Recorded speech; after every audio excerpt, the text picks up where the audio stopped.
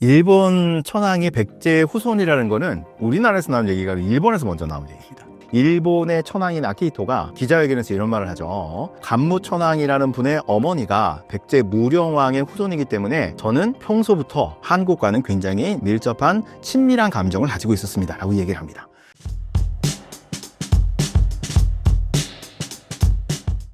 일본 천황은 백제의 후손이라는 말이 사실인가요? 이게 사실은 일본 천황이 백제의 후손이라는 거는 우리나라에서 나온 얘기가 아니라 일본에서 먼저 나온 얘기입니다. 예.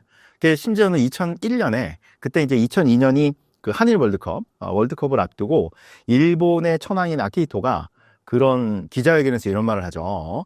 우리 옛날에 간무 천황이라는 분의 어머니가 백제 무령왕의 후손이기 때문에 저는 평소부터 그런 기록이 그 일본 옛날 역사책 속일본기라는 책에 있었기 때문에 나는 평소부터 그런 한국과는 굉장히 밀접한 친밀한 감정을 가지고 있었습니다 라고 얘기를 합니다. 그게 이제 인터뷰가 나오고서는 우리나라에서는 드디어 올 게 왔다. 양심선언했다. 천황이 양심선언을 해가지고 이제 천황 가문이 전부 다 이제 백제계라는 게 이제 드디어 나타났다라고 뭐 이렇게 달았는데, 사실은 그런 천황계의 백제계가 스며들어갔다는 거는 옛날부터 다 알고 있던 사실입니다. 이 속일본기가 있었고, 그다음에 우리가 아시다시피 일본과 백제는 굉장히 친했거든요. 되게 친했습니다. 그렇기 때문에 그 일본의 어떤 간무 천황의 어머니가 무령왕이 진짜 딱 후손인지는 정확하진 않아도 하여튼 그분이 백제계였던 거는 거의 확실한 것 같아요. 그거를 우리가 이제 그러면 우리가 어떻게 해야 되느냐? 이제 끝났다. 이제 우리가 드디어 일본 접수했네, 우리가. 일본 천황도 우리 후손이니까 니들은 다 이제 우리 무릎 꿇어야 돼. 이렇게 할 필요까지는 없죠. 하여튼 그렇습니다. 그래서 그걸 어떻게 받아들여야 되냐면, 진짜 우리나라랑 일본이랑 한반도와 일본이랑 옛날부터 엄청나게 교류를 밀접하게 했구나라는 걸 알 수가 있습니다. 심지어 한반도와 일본이 교류를 한 거는 신석기 시대부터라고 합니다. 신석기 시대 때, 그때 진짜 통나무 배를 타고 일본을 왔다 갔다 하면서 일본에서는 흑요소 같은 걸 갖다가 우리나라에서 이제 뭐 그걸 하고 이런 그런 흔적들이 남아 있습니다. 심지어 그거는 구석기 시대도 마찬가지였을 거예요. 왜냐하면 구석기 시대 때는 일본으로 가는 육로가 있었거든요. 그때 빙하기여서. 이 일본이 그럼 대륙의 끄트머리였습니다. 그래서 일본 역사를 보통 조몬 시대라고 그 신석기 시대부터로 보는데, 뭐 후기 구석기 시대이기도 하고, 그때부터 보는 거 이유 중에 하나가 일본이 그때부터 일본 열도가 되는 거예요. 그 전까지는 일본이 그 아시아의 끄트머리에 있는 그런 어떤 반도 국가였습니다. 그렇게 볼 수 있습니다. 하여튼 그래가지고 그런 식으로 옛날부터 굉장히 밀접하게 관계가 많았다. 그래서 뭐 예를 들어서 요시노가리 같은 경우에 도레인이라고 보통 부르는데, 일본의 역사가 재미있는 게 조몬 시대라고 일본은 신석기 시대가 굉장히 오래 갑니다. 오래 가는데 그 조몬 시대라는 이름이 붙은 게 조몬 토기. 일본 토기가 전 세계 1등으로 처음에 발견됐을 때 전 세계에서 가장 오래된 토기가 일본에서 발견됐습니다. 이제 나중에 뭐 중국에서 더 오래된 토기가 발견됐다 그러는데, 보통 12,000년에서 13,000년 전, 우리나라보다도 훨씬 더 이전에 쓰였던 토기가 발견이 됩니다. 그 조몬 시대가 시작이 되는데, 재밌는 거는 일본은 토기가 발달하면, 우리가 흔히 이제 배운 거는 토기가 발달을 한 것은 이제 농사를 짓고, 농사를 지어서 식량이 생산이 되니까 그거를 이제 보관하기 위해서 토기를 만들었다 그러는데, 그런 데들도 있지만 농사와는 상관없이 토기가 먼저 생긴 데들이 더 많습니다. 사실은 우리나라도 그렇게 농사보다도 토기가 먼저 더 생겼다고 생각을 합니다. 왜냐하면 일단 그거는 음식을 저장을 하는데, 음식은 꼭 농사만 짓는 게 아니고, 뭐 예를 들어서 그런 추접 채취도 가능하고, 그 다음에 강가에서 이제 물고기도 잡고 이럴 때 이제 그거를 담아놓는 그런 그릇으로서는 필요했던 것이죠. 그래서 일본에서는 굉장히 오래전부터 토기가 생산이 됐는데, 일본은 농경은 엄청 늦어요. 심지어는 일본의 농경이 본격적으로 시작한 거는 BC 300년. 그러니까 13,000년, 12,000년 전부터 조선시대가 시작이 되니까 한 만 몇천 년 동안은 계속 수렵 채집하다가 갑자기 300년, 그러니까 지금부터 2300년 전이죠. BC 300년 전에 갑자기 농경이 본격적으로 시작됩니다. 뭐 이건 간단하죠. 뭐 갑자기 누가 천재가 태어났거나 아니면 외부에서 들어왔거나. 당연히 외부에서 들어왔습니다.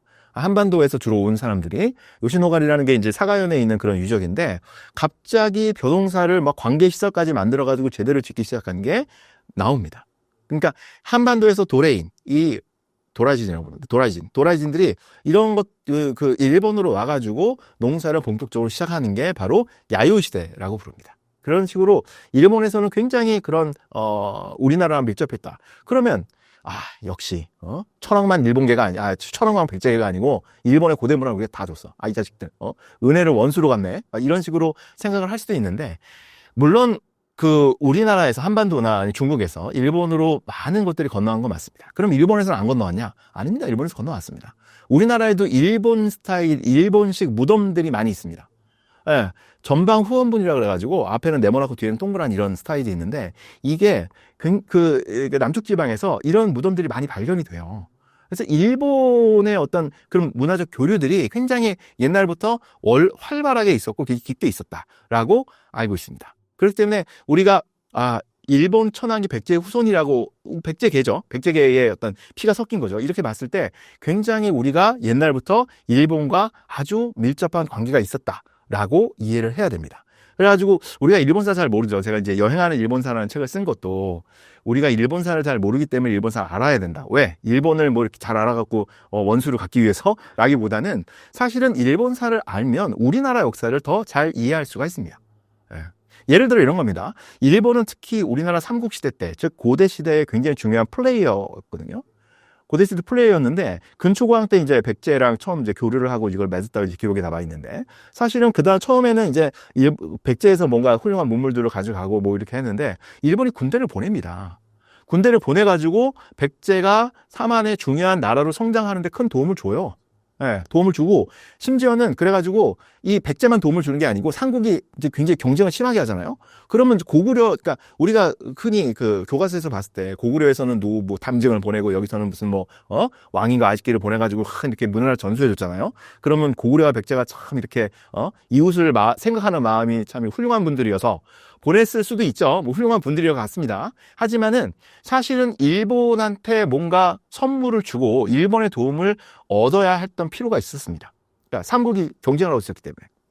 일본이 해서 군대를 보낸다 할지 뭐 여러 가지 것들을 보내죠. 그래서 그런 마지막으로 특히 백제랑 친했는데, 일본이 백제가 멸망을 할 때 군대를 5만 정도로 보냈다고 기록이 있거든요. 그 당시에 5만은 그냥 국력을 총 기울여가지고 완전히 대규모 원정단을 꾸려서 보낸 겁니다. 국운을 걸고 보낸 거예요, 거의. 그래서 일본에 그때 천황이 이쪽으로 옮겨가지고 그 보내는 거를 막 전송하고 진두지휘 하고 그랬다는데, 보내가지고선 그게 백강전투, 거기서 백총관 전투에서 나랑 연합군한테 깨지면서 사실은 일본이 거기서 한반도에서 이제 철수를 하게 되죠. 철수를 하면서 백제계 사람들이 엄청나게 여기 들어가게 되죠. 그래서 일본의 어떤 그런 한반도의 영향력이 갑자기 또 영향이 되게 커지게 됩니다. 재밌는 거는 그래서 일본에 있는 옛날 역사책, 뭐 일본서기랄지 고사기랄지 이런데 일본 역사뿐만 아니라 삼국에 대한 역사들이 엄청나게 많이 남아 있습니다. 네, 너무 웃긴 게, 아니 얘들은 왜 이렇게 삼국 역사를 많이 했지? 그런데 거기에 보면은 그 삼국의 유민들이 거기 이제 참여했다는 게 이제 거기 나오거든요. 그래서 삼국의 유민들이 자기 나라들 역사책을 가져갑니다. 그래갖고 그 역사책을 보고서 이제 쓰는데, 그만큼 일본과 우리나라는 굉장히 밀접하게 연결돼 있었다라고 볼 수가 있습니다. 예를 들어서 문영왕 같은 경우에, 문영왕이 이제 일본에서 태어났다는 이제 기록이 일본서기에 있었거든요. 문영왕이 일본에서 태어났답니다. 물론 삼국사기에는 당연히 그런 기록이 없죠. 문영왕이 일본에서 태어났다는데, 그 가카라시마라는 섬인데 사가현 앞에 있는, 거기 지금 가면은 지금도 문영왕이 태어났다고 전해지는 동굴 같은 게 있습니다. 재밌는 거는 가카라시마에 가면은 그 동굴 앞에 이 쓰레기들이 이제 해변에서 밀려온 쓰레기들이 있거든요. 쓰레기들이 막 이렇게 전에 옛날 같은 너구리 라면 뭐 이런 거 있잖아요. 그 다음에 삼다수 물통, 이런 것들이 있습니다. 그러면 이 몰지각한 한국 사람 관광객들이 가서 버린 게 아니고 한국에서 해류를 타고 그냥 간 거예요. 그러니까 거기는 한국에서, 그러니까 한반도에서 배를 타면은 그쪽으로 자연스럽게 가게 되는 그런 루트인 거죠. 거기서 그 일본서기의 기록에 보면, 거기에서 이제 곤지라고 그 일본 왕의, 그러니까 백제 왕의 동생이 가다가 형수랑 같이 가다가 거기서 문영왕을 낳았다라고 돼 있는데, 그게 이제 문영왕이 낳았는데 당연히 우리 삼국사기 기록이 없으니까 그냥 뭐 이거는 일본서기에 말도 안 되는 기록도 많거든요. 예를 들어 대표적인 게 진고황후라고, 일본의 옛날 황후가 갑자기 문득 임신을 하고서는 배가 불렀는데, 어느 날 갑자기 내가 삼한을 정벌을 해야겠다. 그래갖고 배부른 몸으로 배를 타고 싹 갔더니 막 신풍이 불어가지고 배가 쫙 가고, 진고황후가 도착하기도 전에 신라 사람들이 와가지고 훌륭한 분이 오셨으니까 나라를 들어서 바치는 막 이런 기록도 있거든요. 말도 안 되는 기록도 많은데 사실은 되게 풍부한 기록들이 많습니다. 근데 그 중에 하나가 이제 그 문영왕에 대한 기록이었는데, 그 재밌는 거는 그 일본 서기에는 문영왕이 계로왕의 아들로 나와 있고요. 삼국사기에는 계로왕이 아니고 동성왕의 아들로 나와 있거든요. 그래서 그게 어느 게 맞는지 당연히 그냥 삼국사기가 맞다고 생각했는데 이게 나중에 문영왕의 왕릉이 발견이 됩니다. 이 문영왕릉은 삼국시대에 있는 모든 왕릉 중에서 신라백제 고구려를 통틀어가지고 무덤의 주인이 누구인지 명확하게 밝혀진 유일한 왕릉이에요. 우리가 지금 보통 뭐 장수왕릉도 있고 뭐 광개토대왕릉도 있고 뭐 이렇게 불고 뭐 누구도 있고 그러는데 그건 추정할 뿐이지 사실 정확하지 않거든요. 왜냐하면 문영왕릉에서는 지석이라 그래갖고 이 무덤이 누구인지 이름을 딱 써갖고 그게 나왔어요. 판이요. 판이 나왔기 때문에 그게 있는데 그 판에 보면 문영왕에 대한 기록이 있거든요. 그 기록에 보면은 계로왕의 아들이 맞는 거예요. 나이 차이를 이렇게 봤을 때. 이런 식으로 보면은 일본 서기에도 맞는 기록이 있습니다. 마찬가지입니다. 모든 것들은 역사에서는 사료비판이라고 그래가지고 옛날에 있는 기록들은 당연히 비판적으로 검토를 해서 그 중에서 사실은 무엇이고 사실이 아닌 것은 무엇인지를 구분해서 역사를 기록을 하거든요. 그것은 삼국사기도 마찬가지고 일본 서기도 마찬가지입니다. 그렇기 때문에 우리가 진고, 황후, 상한, 전부관 이런 거는 당연히 사실이 아니라고 보지만 예를 들어서 문영왕에 대한 기록들은 이것들을 취해서 할 수 있는 거죠. 이렇게 우리가 비판적으로 취하면은 우리 역사를 일본사를 함으로써 우리 역사를 대단히 풍부하고 정확하게 알 수 있는 길이 됩니다. 여기서 꼭 한 가지 말씀드리고 싶은 게 있는데 그게 뭐냐면은 우리나라는 이제 식민사학을 극복해야 된다라는 게 아직도 많잖아요. 그래서 이 치고 들어가면은 지금도 이런 그 식민사학의 잔재들이 떠돌고 있기 때문에 식민사학을 우리가 척결을 해야 되고 그렇기 때문에 이제 서울대를 중심으로 한 서울대 국사학과를 중심으로 한 이런 식민사학의 본진들을 우리가 어떻게 하면 이거를 좀 정화를 시킨다 뭐 이런 얘기들이 떠도는데 사실은 그것 때문에 일본 서기나 일본에 있는 자료들을 인용하는 것들에 대해서 터부하고 막 이런 것들이 남아 있거든요. 사실은 이거는 올바른 태도가 아닙니다. 말씀드렸듯이 거기에도 좋은 얘기들이 있고요. 여기도 좋은 얘기들이 있고요. 그것을 비판적으로 쓰면 되는 건데 그게 아직까지도 그게 이어지면서 사실은 요번에 몇 년 전이죠. 전라도 천년사라는 어마어마한 작업을 해가지고 전라도에서 자신들의 지역사를 정말 굉장히 많은 사람들이 참여해서 그거를 제대로 만들었거든요. 그런데 그게 거기에 이제 일본 서기에 있는 자료들을 인용을 했습니다. 그렇기 때문에 일본 서기에 있는 자료들을 인용했으니까 여기는 식민사학이다, 친일파다. 그래가지고선 그거를 되게 비판을 하고 정치권에서 나서고 막 이래가지고 그게 배포가 무기한 연기됐습니다. 예, 배포가 연기되고 얼마 전에는 그 김해 시사를 썼는데 거기에서도 일본 서기의 것들을 인용했기 때문에 그거는 발간이 됐는데 고대 부분, 즉 가야 부분들은 빼고 발간이 됐어요. 이런 것들은 좀 지양해야 되지 않는가. 우리가 그런 부분들을 취해서 쓸 수도 있고 그런 부분들을 그냥 이것은 일본에 있는 그런 자료들을 인용을 하면은 그것은 식민사학 이렇게 보면은 좀 그건 안 된다. 그런 말씀을 좀 드리고 싶고요. 사실은 이런 것들을 주장하시는 분들이 소위 말하는 제야사학. 제가 옛날에 이제 사학과, 국사학과 저도 처음 들어갔을 때 이제 제약사학자들이 하는 워크숍 같은 데도 가보고 막 되게 재밌습니다. 이것도 마찬가지인 게 아까 말씀드렸듯이 이 제약사학자들은 다 설명합니다. 고대사들이 너무 명쾌해요. 우리나라가 막 이렇게 굉장히 큰 강연을 가지고 있었고 그런 그 당군 할아버지의 할아버지부터 시작해갖고 이런 계보도 너무 정확하고요. 뭘 했는지도 너무 정확하게 나와 있고요. 모든 것이 클리어하게 나와 있습니다. 제가 아까 말씀드렸죠. 이렇게 되면 의심해야 됩니다. 그렇기 때문에 이런 것들을 사료비판을 하고 충분히 그것을 의심해서 그걸 써야 되는데 이렇게 모든 것들을 그런 잣대들 그런 목적을 정해두고서 그걸 끼워 맞추기식으로 하면은 이건 어떻게 당해낼 수가 없습니다. 사실은 그렇기 때문에 이런 것들을 우리가 좀 비판적으로 검토를 하고 그래서 사실 학계에서는 그런 제야사학들을 지금 사이비 역사학이라고 부릅니다. 역사학사. 왜냐하면 학문은 기본적으로 반증 가능해야 되거든요.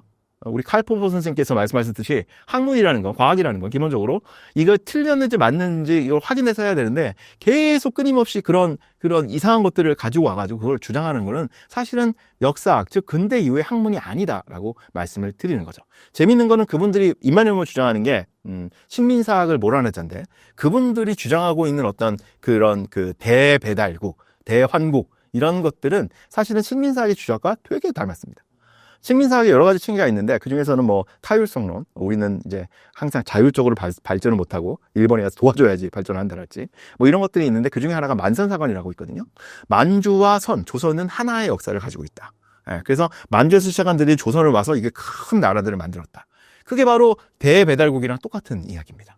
이게 뭔가 이 옛날의 것들을 과거의 영화를 강조하느라고 사실은 식민사학을 비판하는 게 아니고 식민사학의 논리들을 그대로 답습하게 되는 그런 것들이 있습니다. 하여튼 그런 것들을 좀 더 비판적으로 바라보면 우리나라 역사를 굉장히 다른 방식으로 되게 풍부하게 쓸 수 있다는 것을 말씀드리고 싶습니다.